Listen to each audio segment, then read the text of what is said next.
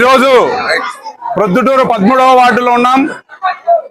ఇక్కడ ఏ వీధిలో చూసినా ఏ ఇంట్లో చూసినా ఎంతో ఆప్యాయతంగా అనురాగంగా ఆదరించి మమ్మల్ని అభిమానిస్తున్నారు. ఎందుకంటే ఈ ప్రొద్దుటూరులో జరుగుతున్నటువంటి సంఘటనలు ప్రతి ఒక్క వీధి ప్రతి ఒక్కరికి తెలుసు. ఇక్కడ ఉన్నటువంటి ఎమ్మెల్యే గారు వైఎస్ రాజశేఖర రెడ్డి గారి తనయుడు వైఎస్ జగన్మోహన్ రెడ్డి గారు అంటే మాకు అమితమైనటువంటి అభిమానము, ముద్దు.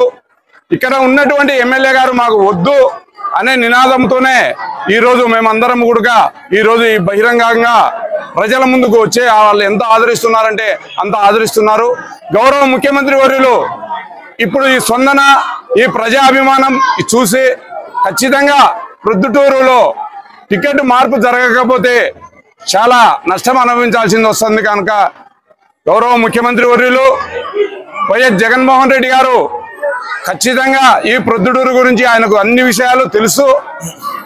ఇక్కడ ఉన్నటువంటి అభ్యర్థికి ఇస్తే గెలుస్తాడా గెలసడా అనేది కూడా ఆయనకు తెలుసు. ఎన్ని ఇబ్బందులు ఉన్నా కూడా ఇక్కడ క్యాండిడేట్ను మార్చి వైఎస్ఆర్ కుటుంబం మీద ఉన్నటువంటి ఆదరాభిమానం ఇక్కడ ప్రొద్దుటూరులో పులివెందుల తర్వాత ప్రొద్దుటూరులోనే ఉండేది. వారు ఖచ్చితంగా మంచి మెజార్టీతో, ఒకవేళ నాకు టికెట్ కావాలని నేను కోరుకుంటున్నాను. ఖచ్చితంగా గౌరవ ముఖ్యమంత్రి వర్యులకు వైఎస్ కుటుంబానికి మేము ఎంతో అభిమానంగా ఆప్యాయతంగా నిస్వార్థంగా సేవ చేస్తున్నటువంటి వాళ్ళమే.